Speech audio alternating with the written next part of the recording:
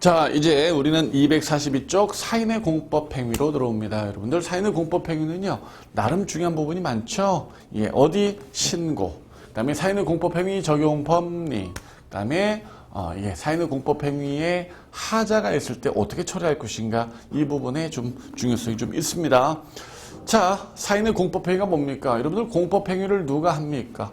공법 행위를 누가 합니까? 행정청 또는 행정주체가 공법 행위를 합니다. 그런데 누구도 하냐면은 누구도 우리 국민들, 개인들도 공법 행위를 한단 말이에요. 어떤 것들 이를테면은 우리가 출생 신고한다, 혹은 시험을 본다, 선거를 한다, 허가를 신청한다, 뭐 여권 발급에 대한 뭘 한다, 뭐 공무원으로 여러분들을 임용 두시면 동일한다. 이런 것들이 공법 행위를 누가 하는, 우리 사인이 하는 그런 단원이 되겠습니다. 그래서 사인들도 공법 행위를 하는데 그걸 한번 살펴보자라는 단원이 바로 이 단원이 됩니다.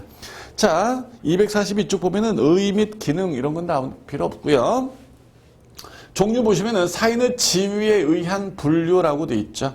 사인의 지위에 의한 분류해서 1번이 사인이 국가나 지방자치단체의 지위에서 행하는 행위란 말이 나와 있어요.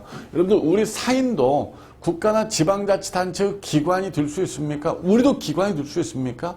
예, 우리도 기관이 될 수 있습니다. 거기 보니까 국민투표나 선거 이런 말이 나오는데 여러분들, 우리가 투표를 할 때는, 우리가 선거를 할 때는 우리가 하나의 국가기관이 되는 거죠. 국가기관이 되는 거죠. 대통령을 선출하는 국가기관? 국민입니다.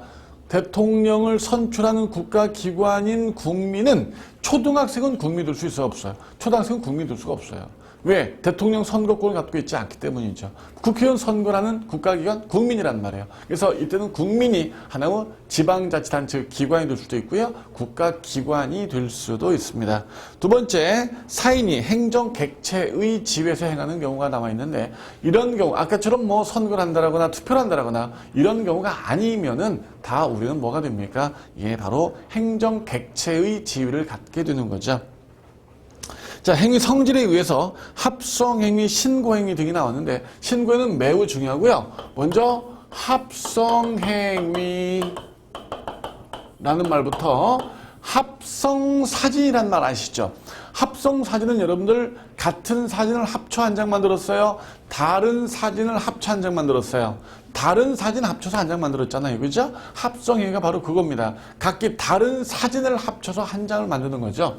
예, 근데 너 의사 표시해봤더니, 예, 저는 동그라미인데요. 저는요, 세모인데요. 너는요, 동그라미죠. 당신은요, 동그라미요. 동그라미. 그래, 그럼 우리 동그라미래. 이게 합성행위입니다.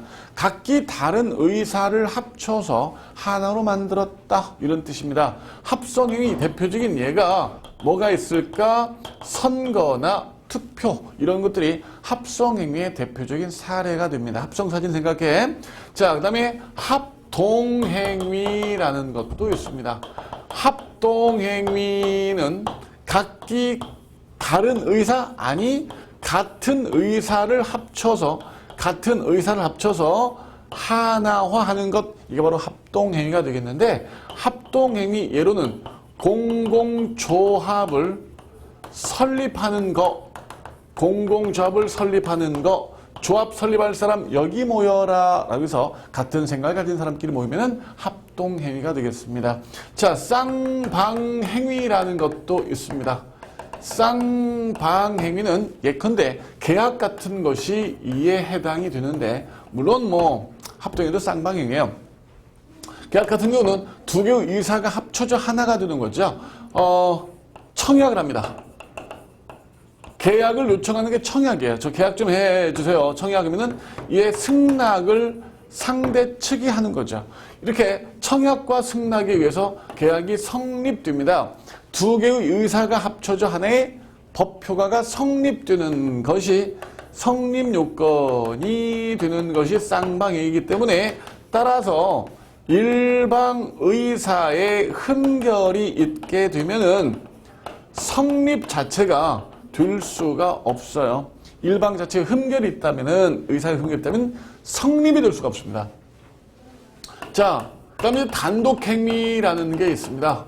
단독행위는 단독적 의사로 단독적 의사로 법 효과가 성립되면 이게 단독행위가 됩니다. 단독행위가 됩니다. 단독적 의사로 법효가 성립하면은 무엇이 해당이 되냐면은 행정행위가 이에 해당이 됩니다. 행정행위가.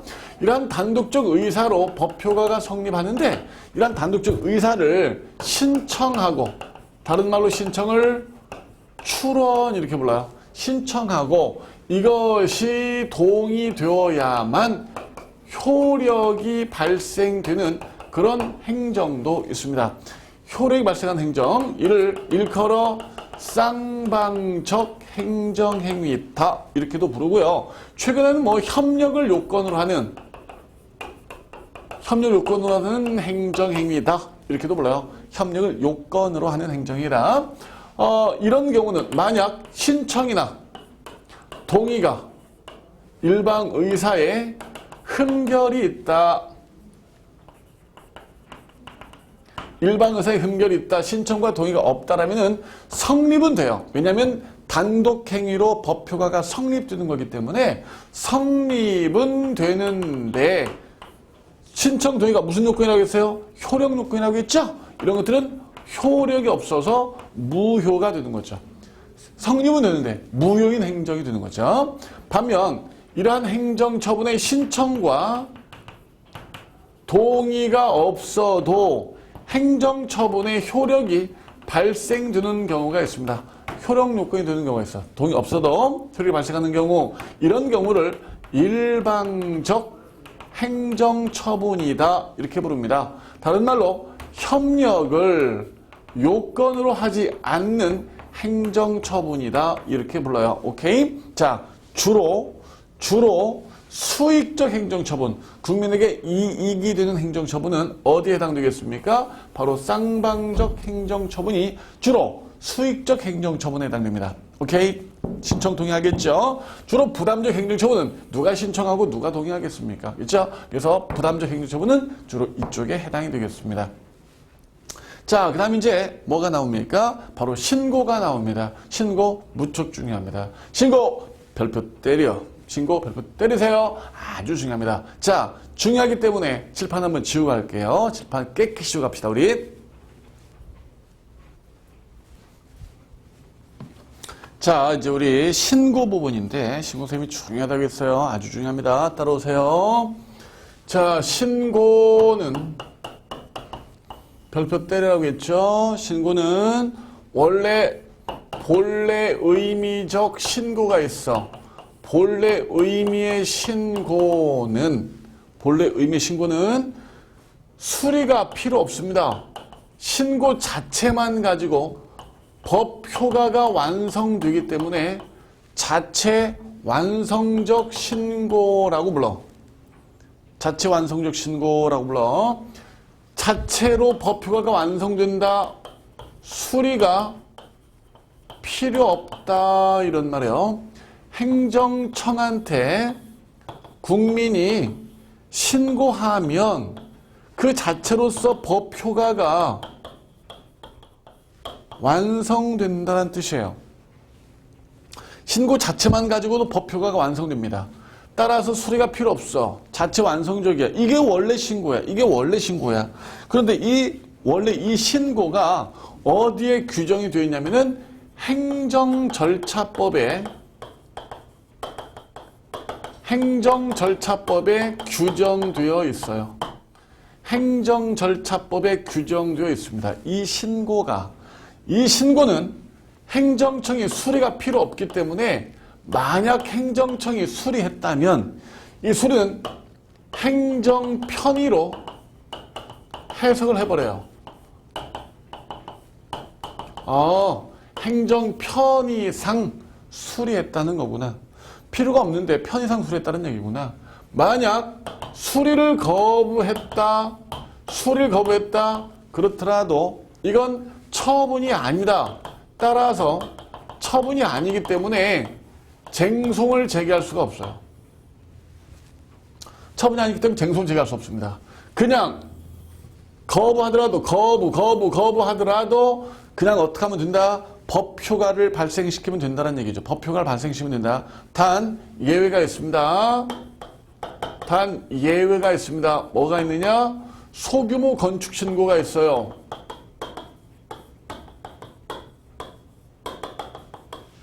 소규모 건축 신고가 있습니다. 이를테면 담장 수리 신고, 담장을 부수고 다시 그 담장에다 꽃길을 조성하겠어요. 뭐 이런 신고, 혹은 뭐가 있을까? 차고지 증축 신고,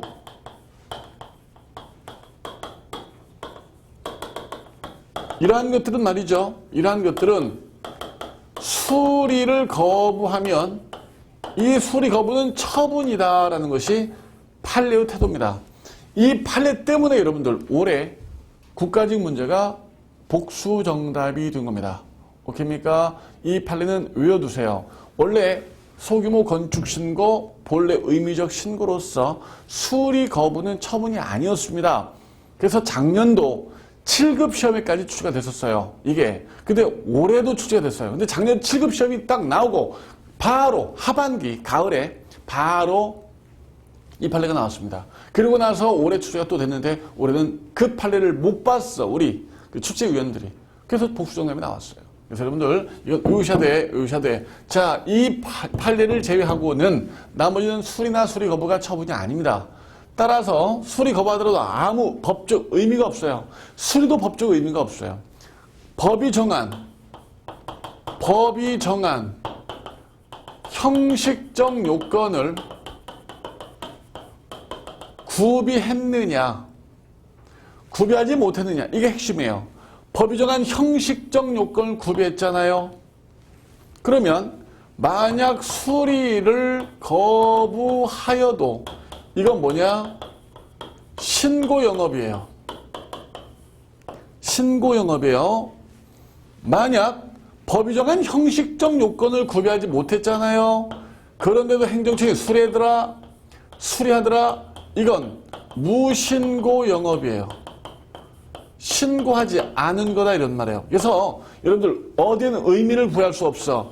여기에는 의미를 부여할 수가 없고 어디에 의미를 부여해야 돼? 여기에 의미를 부여해야 됩니다. 여기에 의해서 뭐가 좌우돼? 이것이 좌우되는 거야. 이것이 좌우되는 거야. 형식적 요건을 구비했느냐 안 했느냐가 신고영업이냐 무신고영업이냐를 좌우하는 것이지 수리가 있었느냐 없었느냐가 신고영업 여부를 좌우하지 않는다 이런 말이에요. 오케이인가? 자, 법이 정한 요건을 구비했는데 법정 요건 이외의 서류를 공무원이 요구하는 거야. 법이 정한 요건 이외의 서류를 공무원이 요구하면서 관계 서류를, 신고서를 반환하더라. 신고서를 반환하더라. 이건 신고한 거냐? 신고한 겁니다. 신고한 겁니다. 여러분들 신고서를 반환받았다는 얘기는 이미 신고서는 제출된 적이 있었다는 얘기죠. 신고서가 제출되면 이 신고는 신고가 된 겁니다. 오케이입니까? 신고서가 제출되는 순간 법이 정한 요건만 구비했다면은 이 신고는 신고가 된 겁니다. 이외 서류를 요구하면서 신고서를 반환하더라도 이건 몰라. 신고했어가 됩니다. 신고했어가 됩니다. 법이 정한 요건 이외의 서류를 요구하자 신고서를 제출하지 못하고 돌아온 경우도 있겠죠? 그 서류까지는 아직 구비 안 됐는데 라고 제출을 못했어요. 이것은 여러분들 신고된 걸로 볼 수 없다는 것이 판례태도입니다. 이건 신고되지 못했어. 그러니까 신고서를 제출하고 나는 그냥 와야 돼. 나는 와야 돼. 나중에 반환받더라도 나는 신고한 거다 이런 말이에요. 이 우리 판례태도입니다. 제출하지 못하면 신고한 거 아닙니다. 자, 그럼 공무원의 입장에서는 법이 정한 요건을 구비하지 못한 구비 X 신고서가 제출되었어. 그럼 공무원은 어떻게 할 것인가? 법이 정한 요건을 구비하지 못한 신고서가 제출돼서 어떻게 할 것인가? 이런 문제가 발생하는데 즉시 반환하도록 반환하거나 보류하면 안 됩니다. 반환하거나 보류하지 마라. 반환하거나 보류하지 마라. 그럼 어떻게 해야 되느냐? 지체 없이 상당 기간을 정하여 뭘 요구해야 되느냐? 보완을 요구하여야 합니다. 보완을 요구하여야 합니다. 할 수 있다 아니야. 보완을 요구하여야 합니다. 요구해야 됩니다. 만약 그랬는데 보완하지 않더라. 그럼 그때서야 비로소 서류를 반환합니다. 그런데 서류 반환할 때 그냥 서류만 반환하면 안 돼. 플러스 이유를 명기해야 됩니다. 이러한 이유 때문에 당신 신고를 받아들일 수 없어서 우리가 서류를 반환합니다. 라고 이유를 명기해서 서류를 반환하게 되면 이때 비로소 상대 측도 서류를 반환받게 되면 이때입니다. 이때 쟁송을 제기할 수가 있습니다. 이때 비로소 쟁송을 제기할 수 있습니다. 이때는 쟁송 못 가. 어딨어? 이때 뭐 서류를 반환했다. 이때는 신고한 거야. 이때 비로소 쟁송을 제기할 수 있어요. 이게 지금 행정절차법에 규정되어 있는 신고인데 여기까지 정말 중요해요. 정말 중요해요. 어려운 말 한 개도 없어. 그러나 여러분들 꽉 잘 잡고 있어야 됩니다. 오케이? 본래 의미의 신고는 수리가 필요 없다. 수리하더라도 행정편이다. 거부하더라도 처분이 아니고 쟁송 제기할 필요 없다. 그냥 법표가 완성시키면 된다. 예외가 하나 있다. 뭐가 있다? 소규모 건축 신고. 이건 예외다. 서류를 신고 수리를 거부하면은 그건 처분이기 때문에 쟁송할 수 있다. 자, 법이 정한 요건만 구비하면은 이건 수리를 거부하더라도 신고다.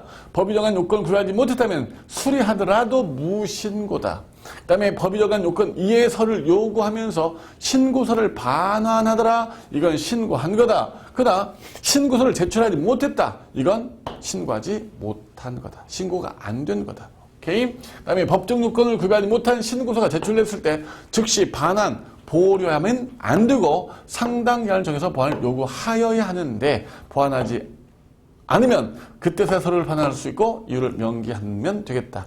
쟁송 제기할 수 있다. 이때 비로소 쟁송 제기할 수 있다. 두 번째. 이게 원래 신고인데 이쪽까지가 신고인데 최근 어떤 신고가 등장했느냐? 수리가 필요한 신고가 생겨났어요. 수리가 필요한 신고이기 때문에 이 신고는 수리라는 행정의 요건으로 작용하는 신고죠. 행정요건적 신고라 불러요. 수리라는 행정의 요건으로 작용하는 신고다. 행정요건적 신고다. 이렇게 부르고요. 완화된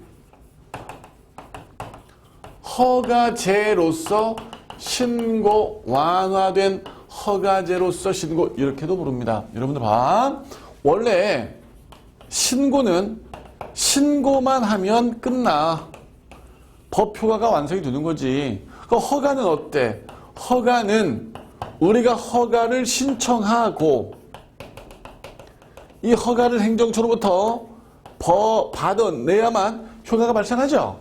따라서 신고랑 허가 중 국민한테 유리한 쪽은 어느 쪽에 있어요? 당연히 신고 쪽이 되겠죠. 허가는 까탈스럽단 말이에요. 허가를 받아내야 되기 때문에 이건 우리가 하면 되는 것이고요. 따라서 국민들한테는 신고가 유리하기 때문에 규제를 강화하기 위해서는 종래 신고였던 것을 자꾸 허가로 바꿔요. 규제를 완화하기 위해서는 종래 허가제를 자꾸 신고로 바꾸고 있습니다. 그럼 신고랑 허가는 여러분들 논리적 차이가 있다는 겁니까? 논리적 차이가 없다는 겁니까? 논리적 차이가 없다 이런 말입니다. 결국 입법 정책상의 차이다 이런 말이에요. 입법 정책상의 차이다. 그렇죠? 입법 정책적으로 신고 규제를 강화할 것인가 완화할 것인가 이 차이밖에 없다는 겁니다. 그럼 최근 어때요? 규제 완화책이죠. 그래서 최근에 허가를 자꾸 신고로 바꿔주고 있는데 그러다 보니까 어떤 신고가 생겨났느냐? 신고보다는 세고 허가보다는 약한 그런 어중적인 중간의 신고가 생겨났어요. 신고하면 끝나는 것이 아니라 이 신고를 행정청이 수리해야 효과가 발생하더라고요. 수리해야. 그래서 수리를 필요로 하는 신고. 오케이? 그 다음에 수리하는 행정의 요건으로 작용하는 신고. 오케이? 허가가 완화됐지? 완화된 허가제로서 신고. 이렇게 부르는데 이 신고는 수리 처분입니다. 행정 처분이에요. 수리, 거부 모두 행정 처분이기 때문에 쟁송할 수 있다. 당근 쟁송 제기할 수 있다. 쟁송 제기할 수 있습니다. 쟁송 제기할 수 있습니다. 자, 여러분들 보십시다. 뭐 이런 신고가 어디 조금 이따 와. 조금 이따. 이런 신고 어디 있나? 조금 이따 봐. 이 판례가 매우 중요하거든요. 뭐 건축주 명의 변경 신고 이런 것들이 참 대표적인 신고인데 봐. 일단 김 씨가 이 씨한테 호프집을 팔아요. 호프집을 팔아. 식품위생법상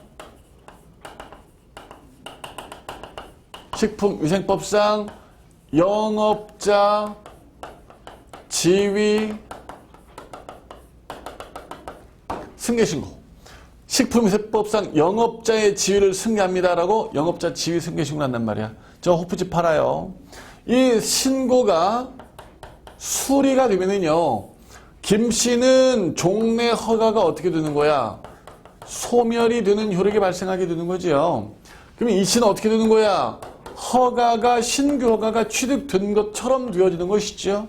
따라서 신고의 수리가 허가와 같은 효력이 발생하게 되는 거지. 완화된 허가로서의 신고, 수리가 필요한 신고, 행정요건적 신고 이렇게 부른단 말이야. 자, 여러분들 여기서 김 씨는 이 호프집을 팔고 싶어 죽겠다. 아우 장사가 안 돼.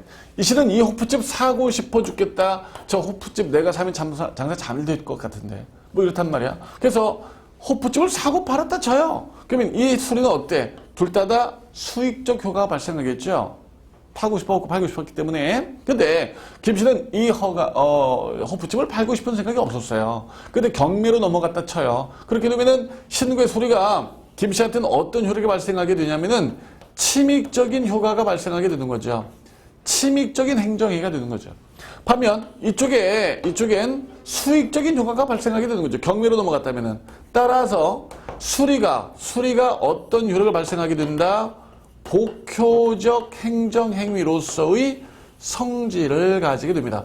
복효적 행정행위로 성질을 가지게 되죠. 중복적 효과가 발생한단 말이야. 그러면 수리하기 전에 이쪽에 침익적 성질이기 때문에 각종 행정 절차를 준수해야 되는가의 문제가 발생하는데 행정 절차를 준수해야 된다는 것이 판례의 태도입니다. 어떻게 말입니까? 여러분들 수리가 필요한 신고입니다.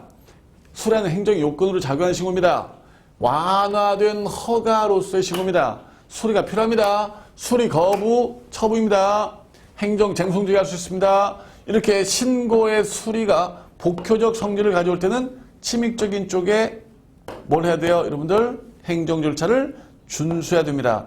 이거 행정절차법이 있어요? 없어요? 이건 행정절차법에 규정이 없습니다. 이건 행정절차법에 규정이 없습니다. 행정절차법 규정이 있는 신고는 바로 본래 의미적 신고가 되겠습니다. 자, 여러분들 보세요. 선생님이 아까 이제 이런 신고가 뭐가 있느냐라고 했는데 페이지 245쪽 보세요. 찾으셨어? 245쪽, 246쪽, 247쪽, 8쪽까지 거쳐 있어요. 엄청 많다고, 그죠? 이 판례 눈에 익혀두셔야 되냐고요? 그러면요, 눈에 익혀두셔야 됩니다. 공부하는 순서, 먼저 판례부터 막 닥달닥 한다? 아니, 판례는 체크만 해둔다. 그리고 일단 뭐가 중요하다? 기본 이론을 빨리 잡는 것. 훤히 그 기본 이론을 꿰뚫는 것. 그래야 판례도 보인다. 그렇지 않는 한 판례부터 봐서는 여러분들 이론을 잡을 수가 없다. 뭐 균합적이냐 연역적이냐의 문제인데 연역적 방법을 택해야 된다. 연역적 방법을 택해야 된다. 그래서 여러분들 일단 판례는 체크 이거 봐두셔야 됩니다. 나옵니다. 그리고 여러분들 이 기본 이론부터 알고 있어야 되겠습니다. 자, 우리가 신고에서 두 개를 살펴봤어. 아주 중요한 두 개를 살펴봤는데 일단 이러한 신고가 또 있어. 판례인데요. 이 판례 좀 볼까? 신고가 필요 없는데 신고를 한 거야. 신고가 필요 없는데 신고를 했어. 쓸데없는 신고를 한 거지. 자, 행정청 갑한테 A란 종교단체가 있었어요. 종교단체가 납골당 허가를 신청해. 저 납골당 허가 좀 내주세요라고 허가를 신청했더니 행정청에서 허가를 내줘. 그래, 납골당 허가 내죠. 근데 이 납골당 허가 속에는 뭐가 들어 있었느냐면은 이미 납골당 허가 속에는 부대 시설이 포함이 되어 있었어요. 부대 시설이 포함이 되어 있었어요. 그래서 허가 속에는 이미 부대 시설이 포함이 되어 있기 때문에 따로 신고하지 않아도 되는데 말입니다. 모르고 부대 시설은 포함이 안 된 줄 알고 신고를 했어요. 저 부대 시설 신고합니다. 그러니까 이 신고는 필요 없는 신고잖아. 신고가 이미 할 필요 없는 허가를 받는 거잖아. 신고가 필요 없는 신고를 했단 말이야. 그러니까 행정청이 거부를 하는 거죠. 그거 안 되는데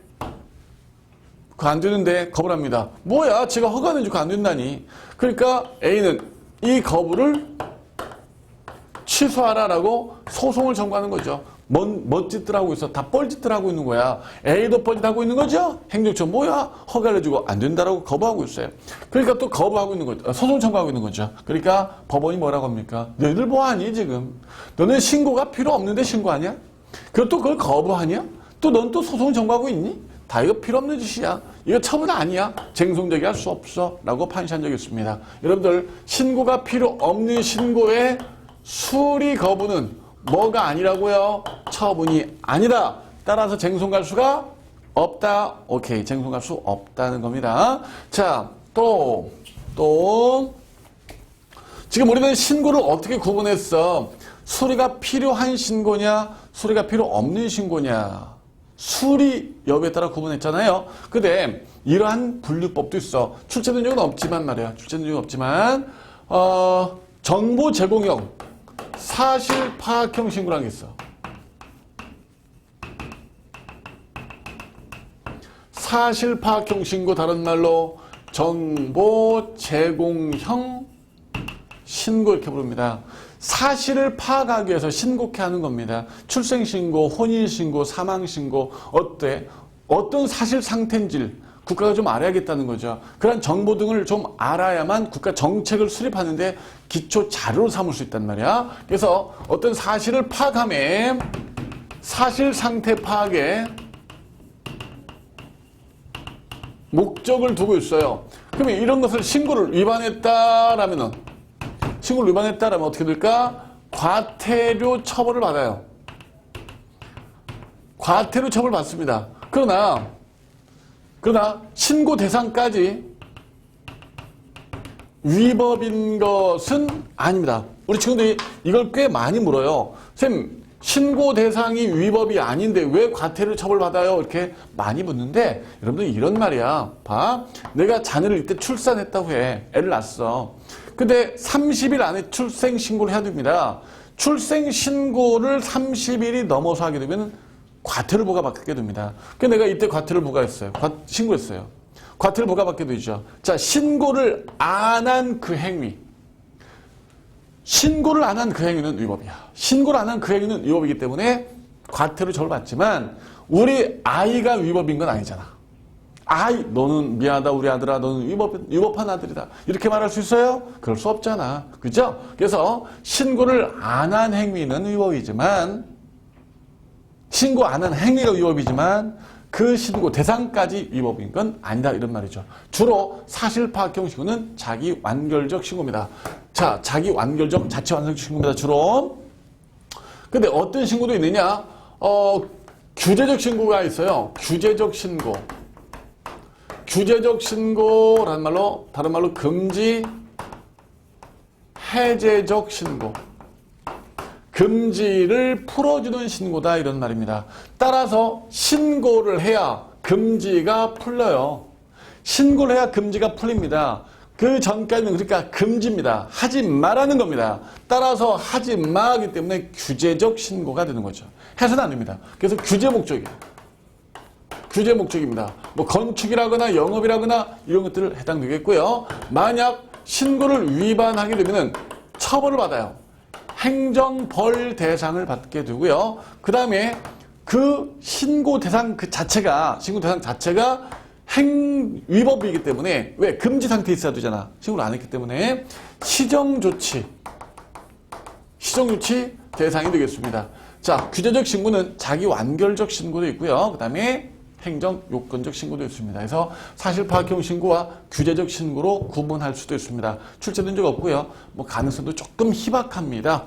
여러분들 어떤 신고가 중요하다고요? 바로 수리가 필요한 신고, 필요 없는 신고가 중요합니다. 왜 그게 중요할까요, 여러분들? 그래요. 행정절차법 규정이기 때문에.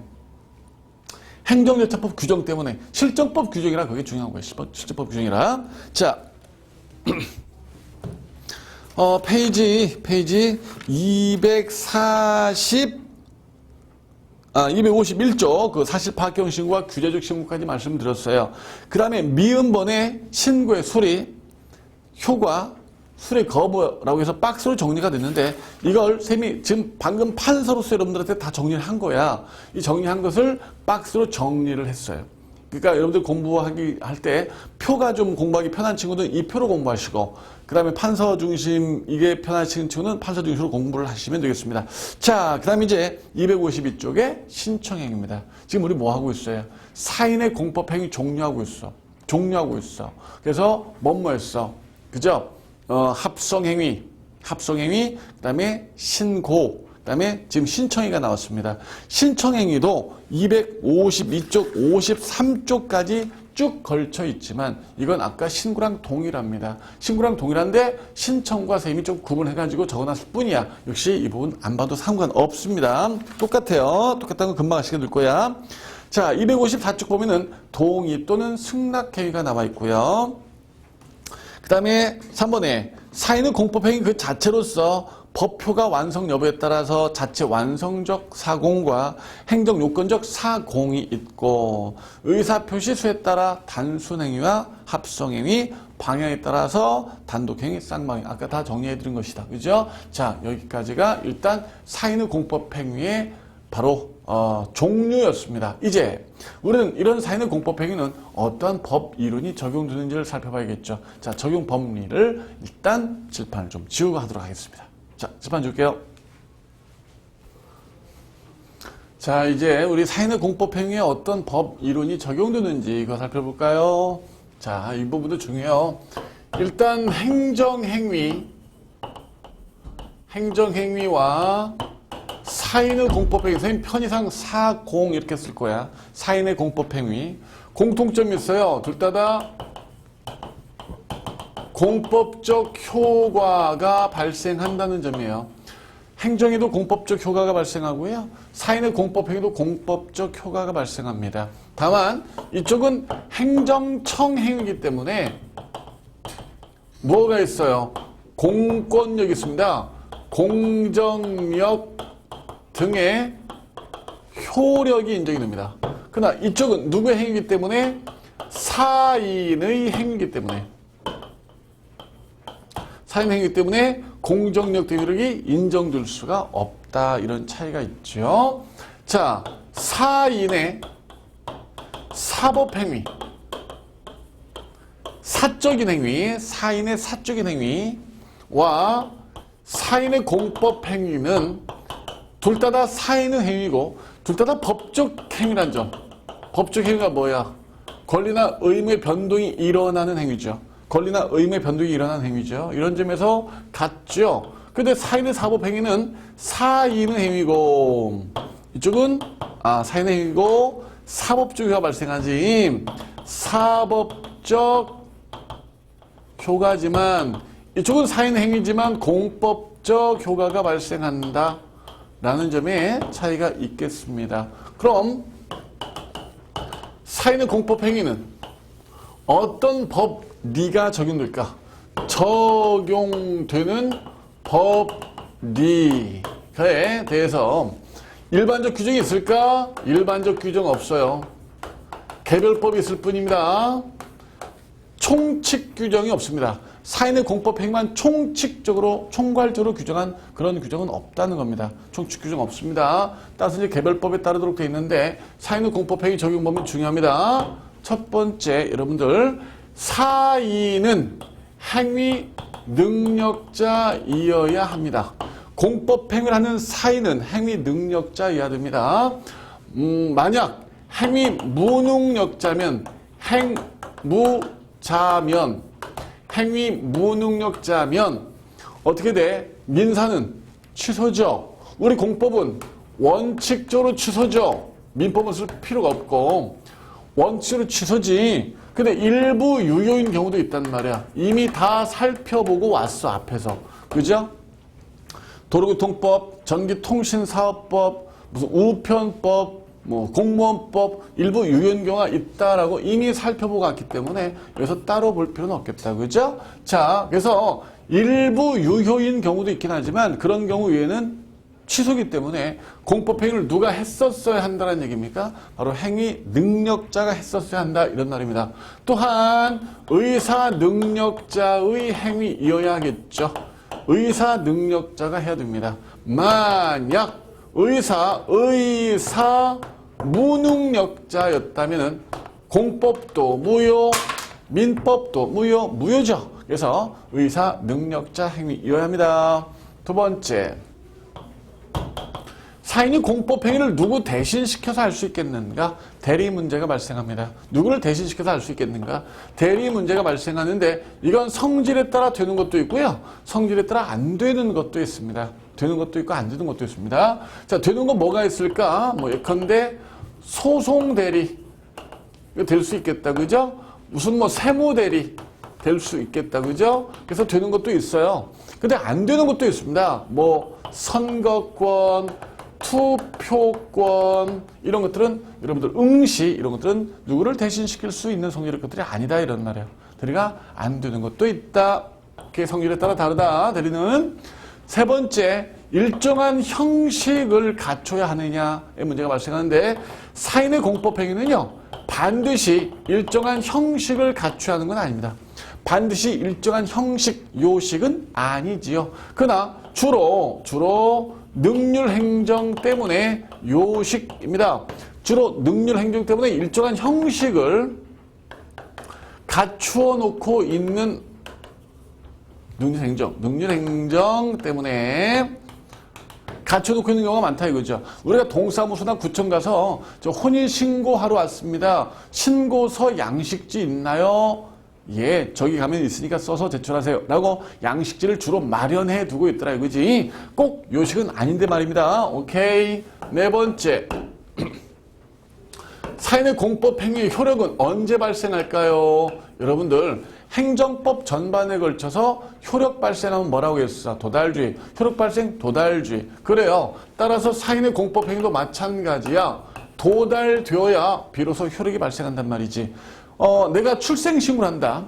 30일 안에 내 출생신고서가 도달되어야 돼. 내가 직접 걸어가건 우편물을 송달하건 하여간 30일 안에 행정청에 도달되면 그때 효력이 발생하도록 되어 있습니다. 행정법 전반에 걸쳐 도달주의인데 일부 예외적으로 뭘 취하는 경우도 있느냐? 발신주의를 취하는 경우도 있습니다. 이를테면 국세기본법 같은 경우가 이에 해당이 되는데 자, 선생님이 5월달에 종합소득세 신고를 합니다. 5월달에 종합소득세 신고를 악착같이 해야 돼요. 5월달에 꼭 해야 됩니다. 근데 바빠 죽겠는데 언제 세무서 갑니까? 5월달까지. 그래서 선생님이 그냥 우편물 등으로 발송하는 경우가 있어요. 이 경우는 며칠 날 도달해도 상관없어. 내 손을 5월 30일 안에 떠나기만 하면 되는 것이죠. 그래서 5월 30일 안에 찍혀있는 소인이기만 하면 5월 30일 안에 찍혀있는 소인, 우편물 소인이기만 하면은 언제 도착하던 난 5월달 안에 신고한걸로 인정을 해주는 경우죠. 그래서 일부 발신주의를 취하기도 하죠. 그러나 원칙은 뭐다? 도달주의다 이런 말이야. 자, 그 다음에 다섯 번째 부관 붙일 수 없다. 특히 좀 많이 나왔어. 부관 붙일 수 없다. 특별히 좀 많이 나왔습니다. 지금 꼭 외워두십니다. 사공과 부관은 지나지 않다. 사공과 부관은 지나지 않다. 사인의 공법행위는 부관을 붙일 수가 없습니다. 예컨대 부관 붙였다면 이런 식이란 말이야. 여러분들이 문제를 풀어. 시험 보는 게 사인의 공법행위잖아. 시험 보는 거. 1번에 3번을 마킹하는 거야. 그리고 부관을 달지.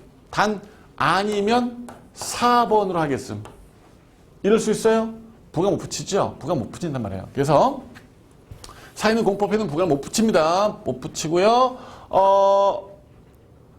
이게 출제가 좀 많이 나서 왜 못 붙이느냐라고 물어보면은 명확성 때문이다. 명확성 때문이다. 이렇게 대답을 하시면 되겠죠.